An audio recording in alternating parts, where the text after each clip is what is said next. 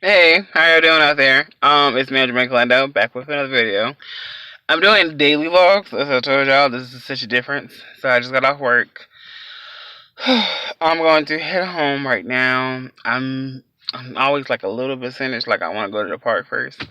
But I'm about to go to sleep first because I've had a long yesterday. And the plan is once I get home, I may eat something, may not. I'm not gonna lie. I'm that tired. So I'm probably gonna eat something real quick and just go to sleep. Well, that's been on my mind recently with something because I did something that stand up that I don't normally do, which is talk about like not so much racial injustice. It's just something I've never thought I would talk about. Like sometimes I do think it's odd when we talk about privilege. Do I feel like we're all privileged? In society, naturally, people are privileged. I'm privileged because I live in a loving home. I don't. I'm not secluded. My privilege is the thing, and it's very hard to say this to people because I don't ever want to ever feel excluded or something like, oh, well, they do this and we can't do that. But it's a real big truth. There's a lot of things that I won't ever say or do because I just have a certain moral. What's been on my mind is this death of the murder of the child, and of kind of a very it's just very odd of what's going on in society because it's like truly sad situation. They did a manhunt, found the person. He's in jail. He is in jail, but we're still trying to march. And I'm stuck on that part. Can't march for something that's already been justice.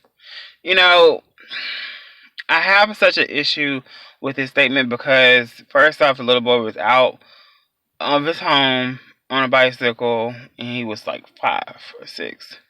So, my biggest thing isn't at all that he got killed. He should never have been killed. His life has been robbed of a family, of a dad, of mom.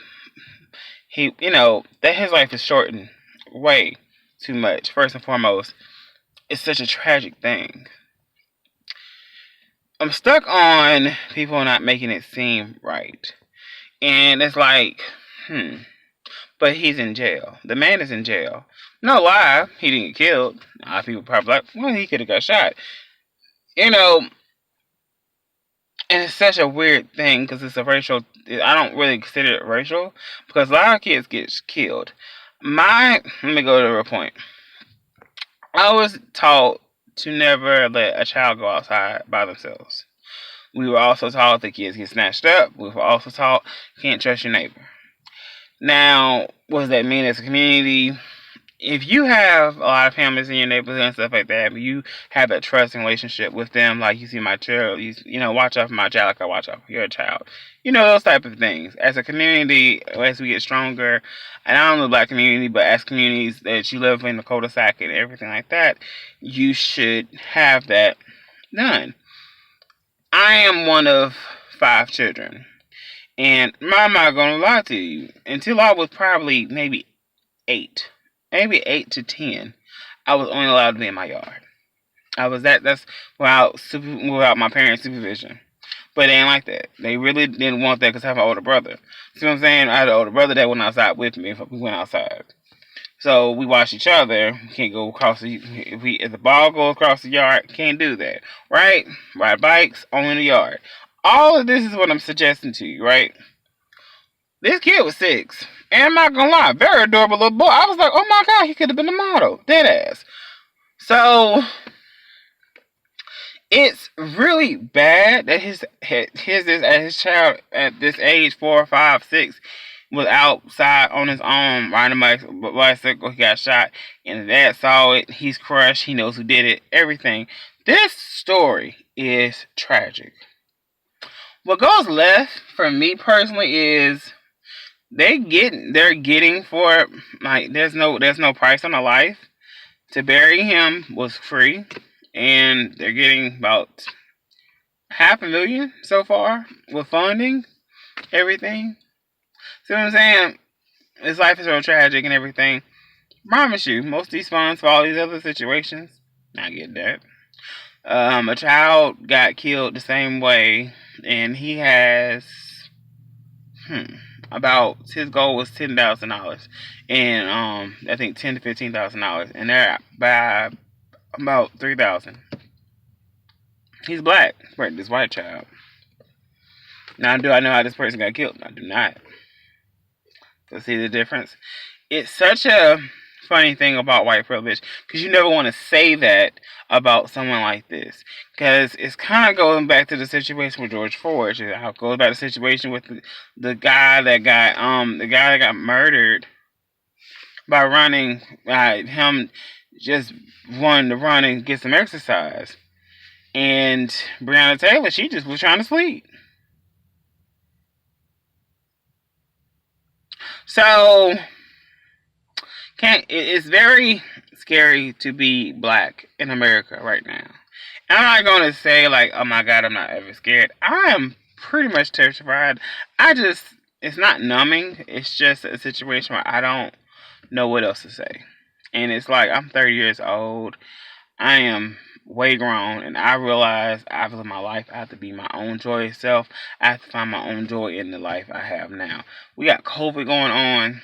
I ain't got time to keep wallowing in the sadness. Now, this took me down a little, because it made me think like, well, damn, but really? And I'm so stuck on what you're gonna march for, because it's like, what are you marching for? Gun reform? I like that idea. Cool. Did the guy have mental illness? Are we reforming that? We having some more gun laws in order? I don't know. Like, violence against children. Down. I'm down. I will march for these causes. But it's like they're saying, well, what kind of matter?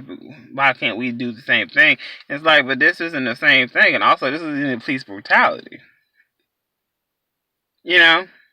So, in 1 second, I agree how people feel. I am very hesitant to speak about this, because I have a family member that died.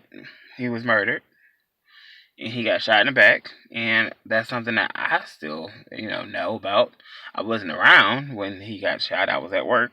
I was at work today, and they're still processing what's going on. And anytime something like this occurs, I feel like every now and then my family has like a very, shell shock situation.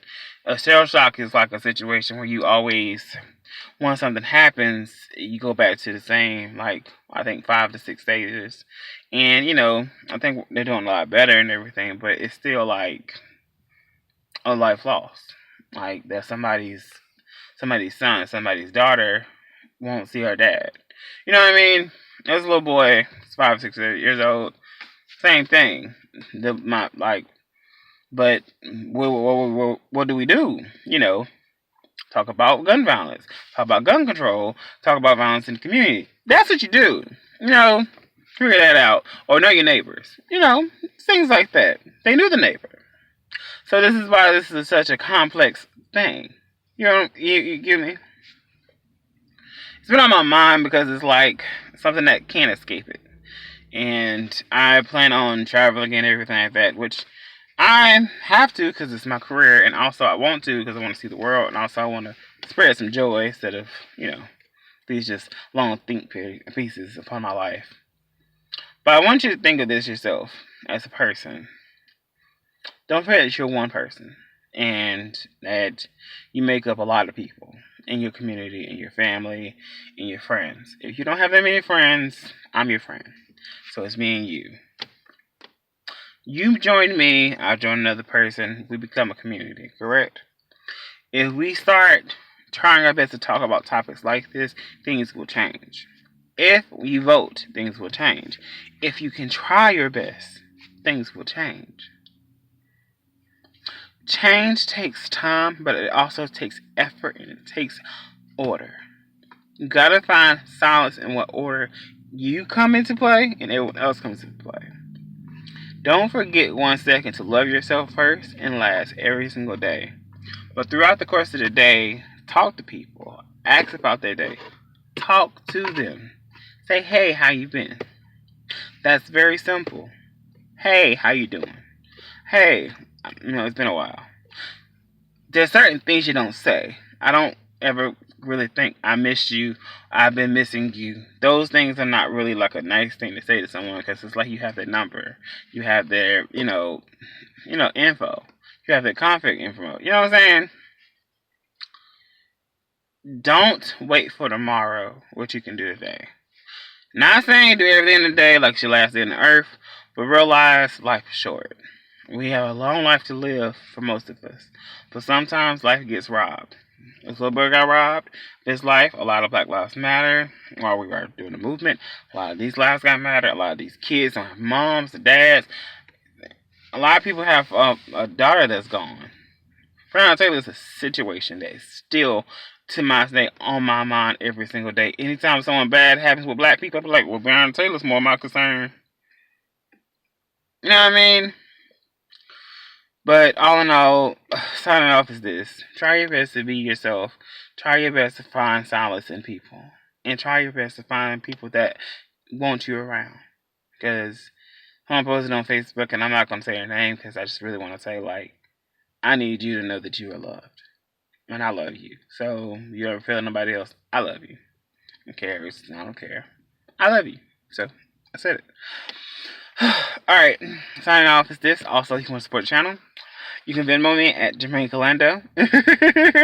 Or you can go to my PayPal. My PayPal is PayPal me at IMJAC. IAMJAC Jermaine. Those are two things for that. I'll see you next with another thought. That little heavy word of my little chest. I'm gonna try my best to do fitness as soon as possible, but right now sleep has to happen. I look tired. I look adorable, but I look tired. I'll see you at the next one.